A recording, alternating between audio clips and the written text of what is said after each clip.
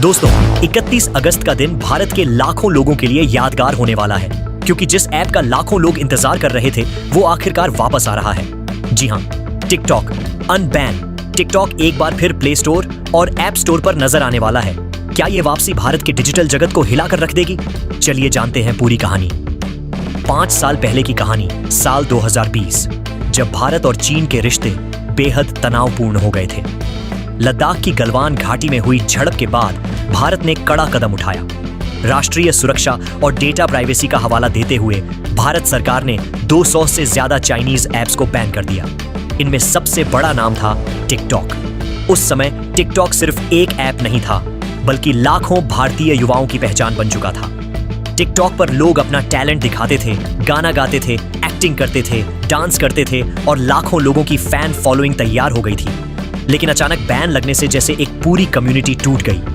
परंतु अब पिछले कुछ महीनों में भारत और चीन के रिश्ते धीरे धीरे सामान्य हो रहे हैं। व्यापार और कूटनीतिक बातचीत बढ़ रही है। इसी बीच एक बड़ा फैसला लिया गया है, टिकटॉक और अली एक्सप्रेस को अनबैन करने का। अली एक्सप्रेस एक ई-कॉमर्स वेबसाइट है जहां लोग विदेशों से सस्ता सामान मंगवाते थे।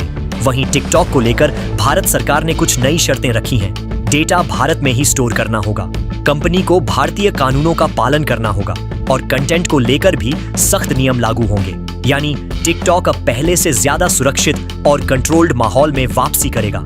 अब बड़ा सवाल यह है कि जब टिकटॉक 31 अगस्त को प्ले स्टोर पर वापस आएगा तो क्या क्रिएटर्स दोबारा टिकटॉक पर लौटेंगे?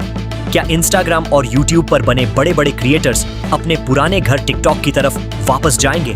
आपको बता दें कि टिकटॉक की वापसी सिर्फ एक ऐप की वापसी नहीं है।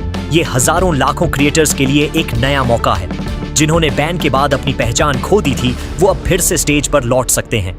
ये देखना बेहद दिलचस्प होगा कि टिकटॉक की वापसी का असर इंस्टाग्राम रील्स और यूट्यूब शॉर्ट्स पर कितना पड़ता है, क्योंकि आज भारत में लाखों लोग इन दोनों प्लेटफॉर्म्स पर एक्टिव हैं।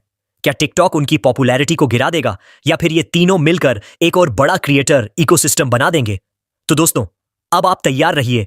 31 अगस्त को टिकटॉक की धूम फिर से शुरू होने वाली है। 5 साल का इंतजार आखिरकार खत्म हो चुका है। अब ये आप पर है। क्या आप टिकटॉक की वापसी का स्वागत करेंगे या फिर रील्स और शॉर्ट्स पर ही टिके रहेंगे? लेकिन सबसे अहम बात, अभी तक यह तारीख सरकार की तरफ से कंफर्म नहीं की गई है। इसलिए किसी भी अफवाह पर भरोसा मत कीजिए। और हां, किसी भी गलत लिंक पर क्लिक करके टिकटॉक डाउनलोड करने की कोशिश बिल्कुल मत कीजिए, वरना आप धोखाधड़ी के शिकार हो सकते हैं।